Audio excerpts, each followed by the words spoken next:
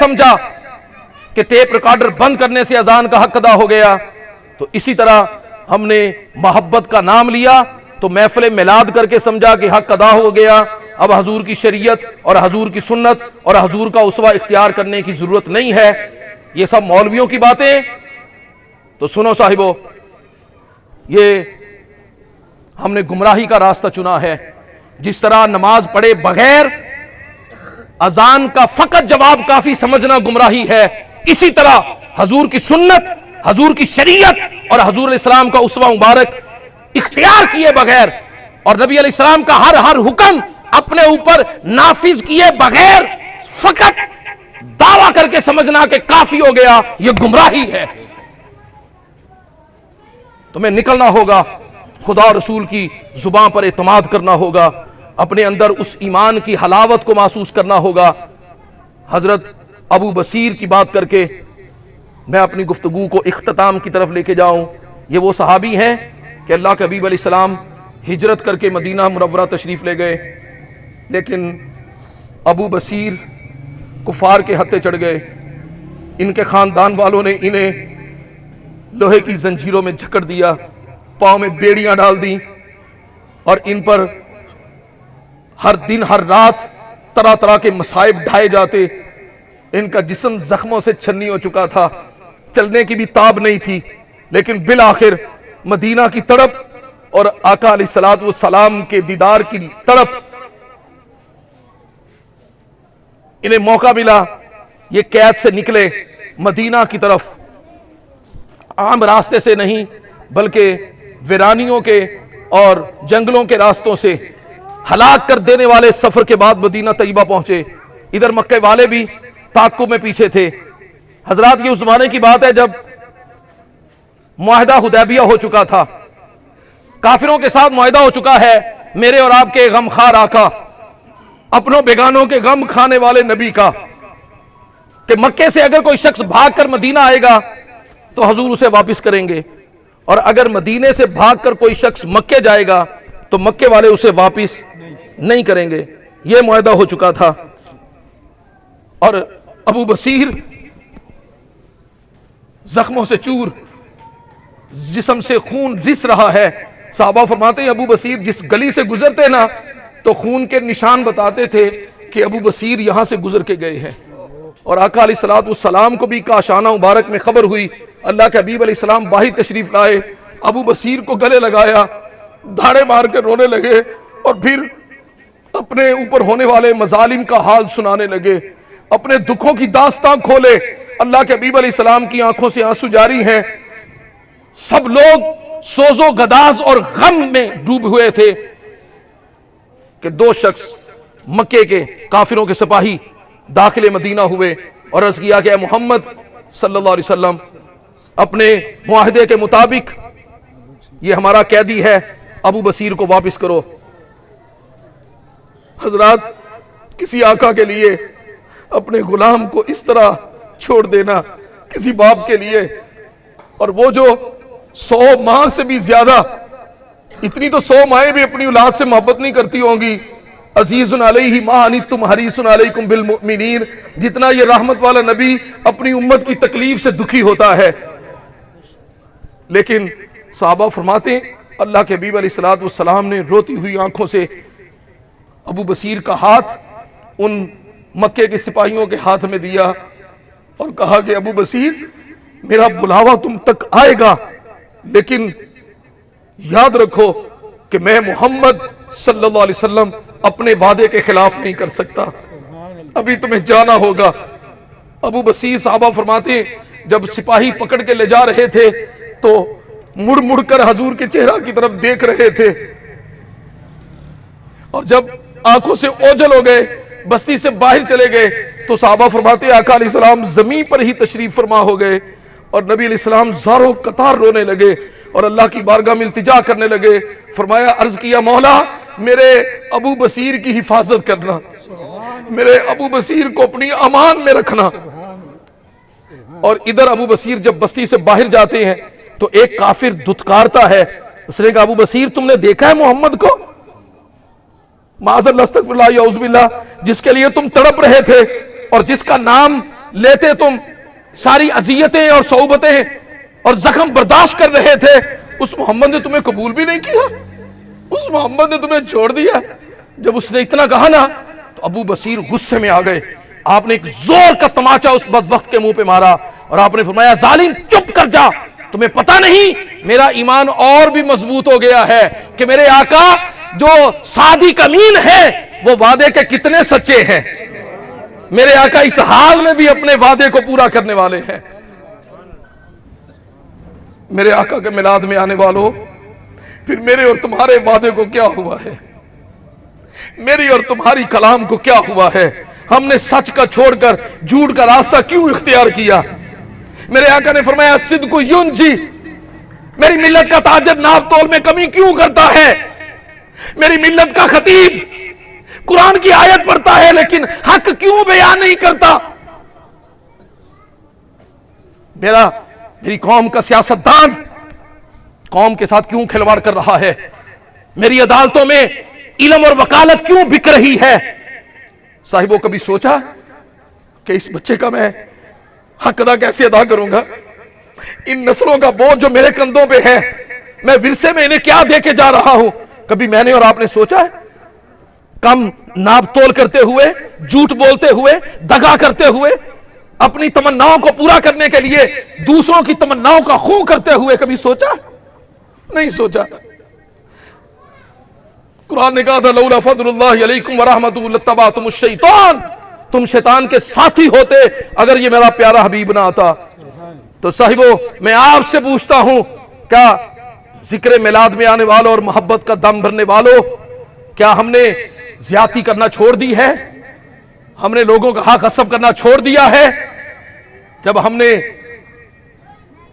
ख्वाहिशात को नहीं छोड़ा, जब हमने नफ्स की तमन्नाओं को नहीं छोड़ा, तो फिर किस मुंह से ये हम कहते, सुना है आप हर आशिक के घर तशरीफ लाते, मेरे घर भी हो जाए?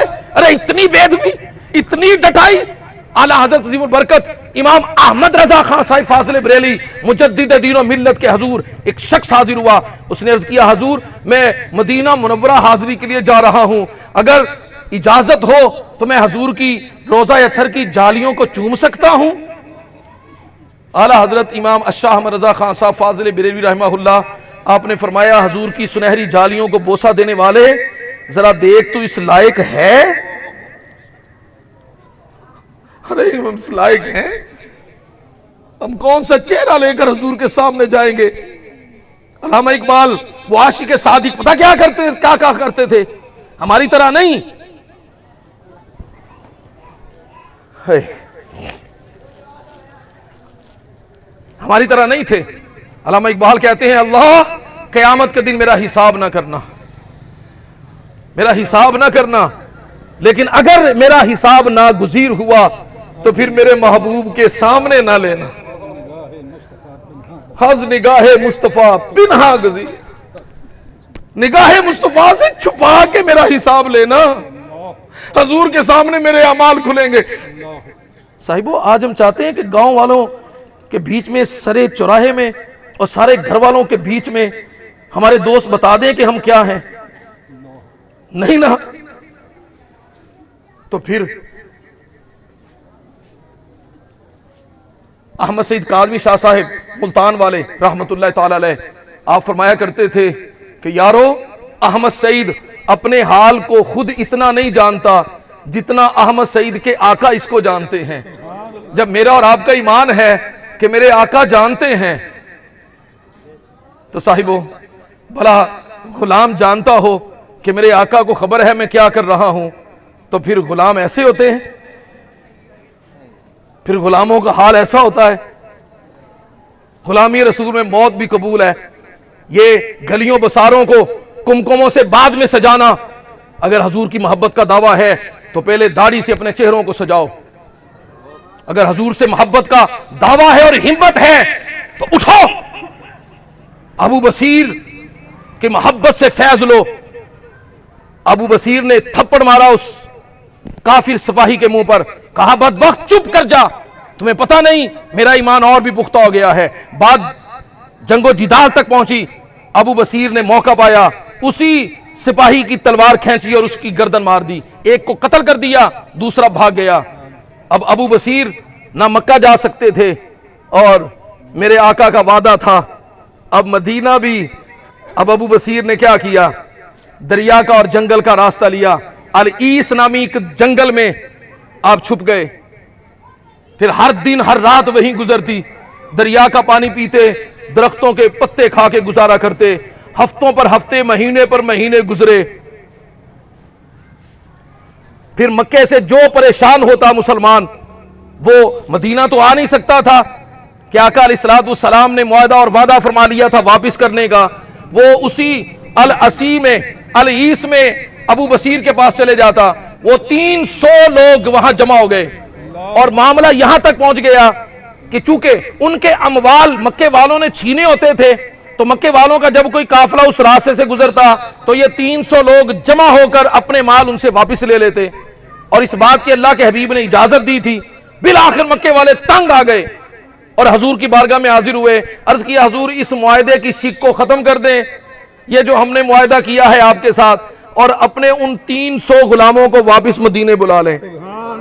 اور ادھر ہے ابو بصیر بوڑھے ہو چکے، بیمار ہو چکے، مرض بڑھ گئی، بستر مرگ پر لیٹے ہیں۔ جب ہمت تھی تو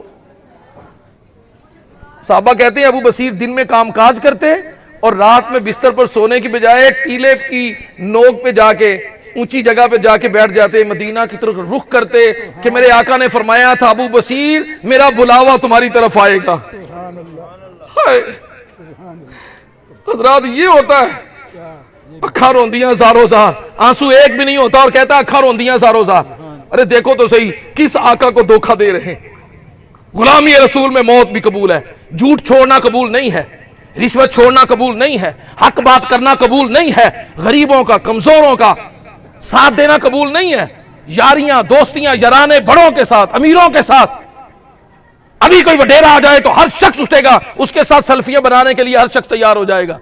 حضرات کب تک، آخر کب تک میں اور آپ جھوٹ کی، دغے کی، فریب کی زندگی جیئیں گے؟